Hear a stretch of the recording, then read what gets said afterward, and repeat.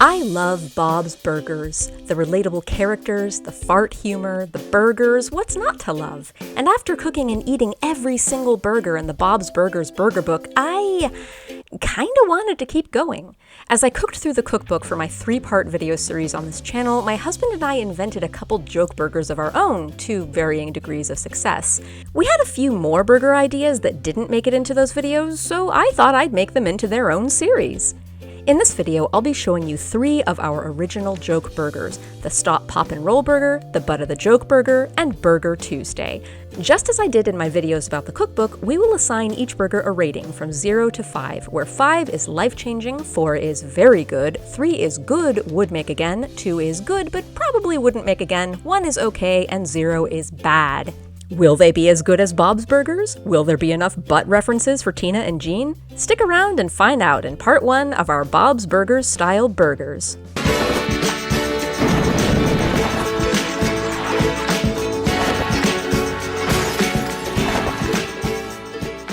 Burger 1, the Stop, Pop, and Roll burger.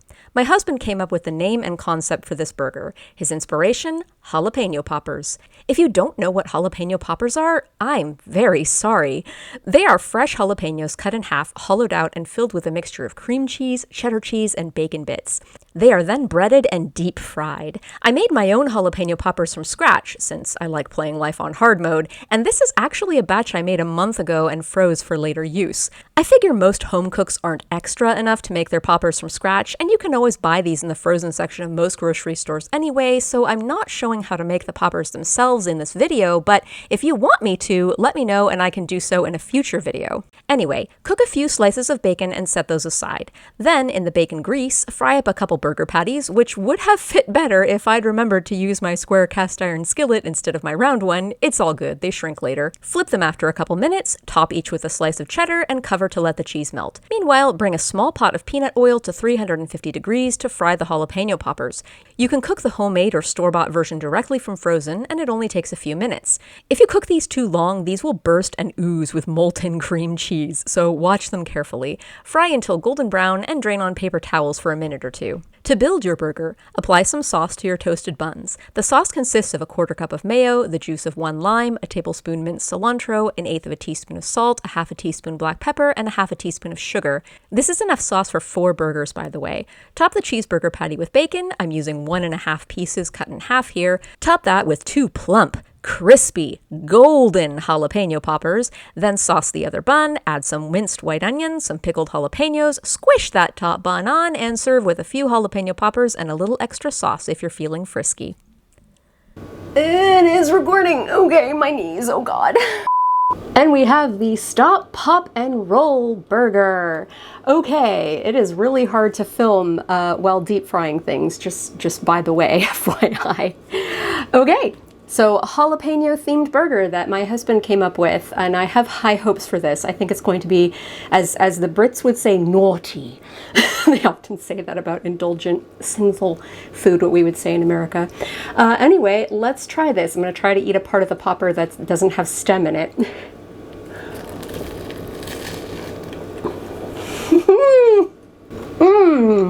Oh, wow. Okay, so let me try to talk you through the experience here. And I got a red jalapeno popper. A few of my poppers are red and a few of them were green. Again, let me know if you want me to do a video on how to make jalapeno poppers from scratch, because they really are a special thing if you make them from scratch. Very time consuming, but really worth it in my opinion.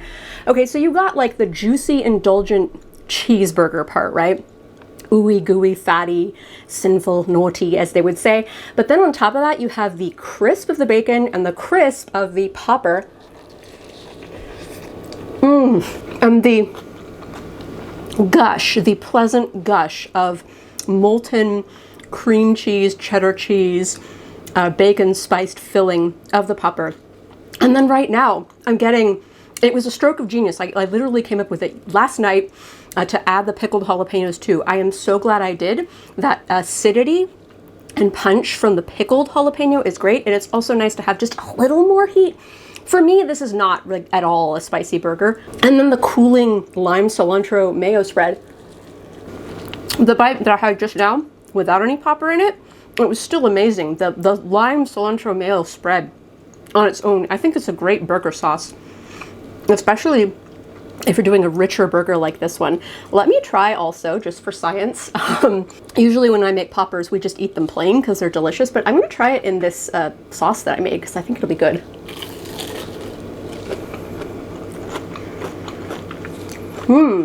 That is really good.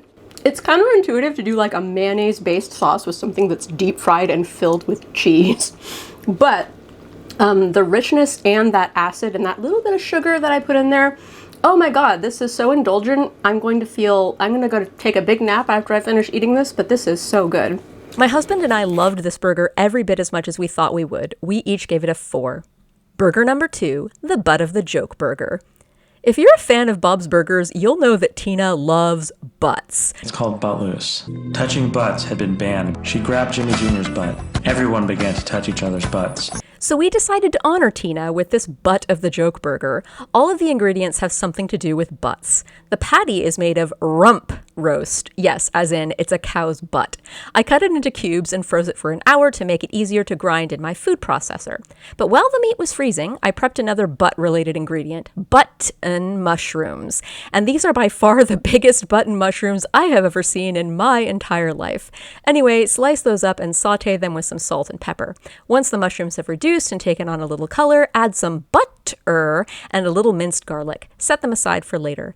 Now, since rump roast is lean and not really the best cut for burgers, I'm fortifying my patties with chunks of frozen butter before salting, peppering, and sauteing the burger patties. I thought this would go better than it did. I had my square pan today after all, but the butter quickly melted out of the patties, making them holy and fall aparty and hard to flip.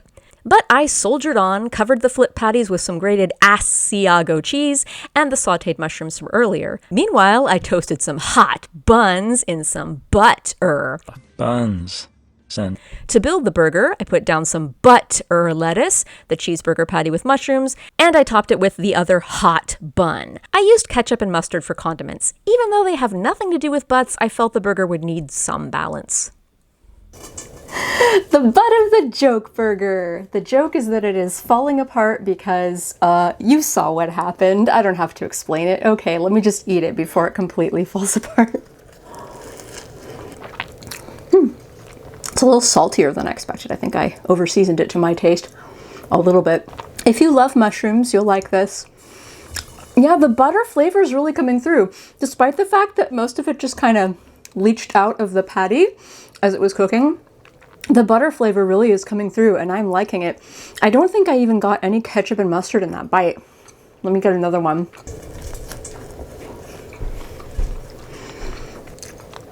Okay.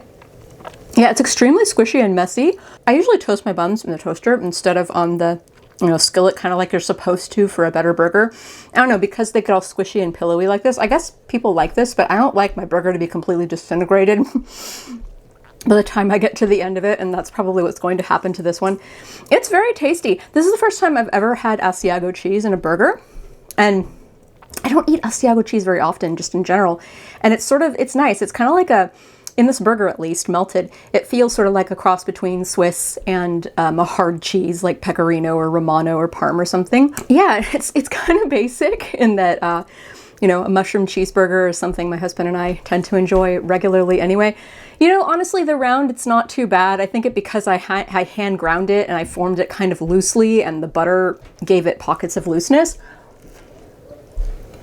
It's nice and tender. It's not tough. It's falling out of my burger as I'm eating it. But yeah, I mean, if not for the bit, but this is a butt burger, don't use rump roast for your burgers because it's just not as good as chuck or other cuts of beef. But this is still a pretty good burger and a good tribute to Tina. I'm kicking some serious butt on it. That's how it is. I'll add here that the mustard is essential in this burger. When I got some later bites that had more mustard, the burger was a lot more balanced. My husband and I both liked this burger too. I gave it a 3 and he gave it a 3.25. Burger number 3, Burger Tuesday.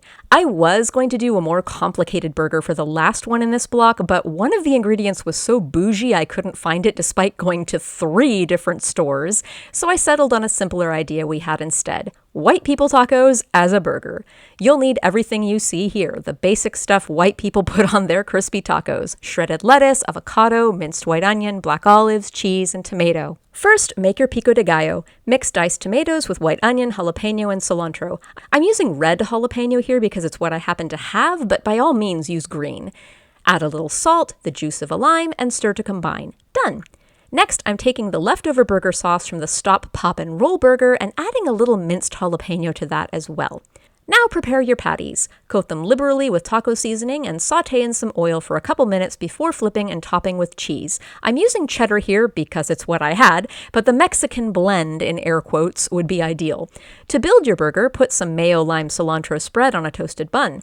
Top with a generous handful of shredded lettuce, the cheeseburger patty, black olives, a slice of tomato, and sliced avocado if you have good taste. Add some minced white onion to your sauced top bun and squish together. Serve with a side of chips and pico. The Burger Tuesday burger. Okay, you heard the spiel. It's basically white people tacos as a burger. Let's eat it. Messy. Well, just like white people tacos, it's kind of messy. That first bite, I didn't get too much of the stuff, so let's get another bite.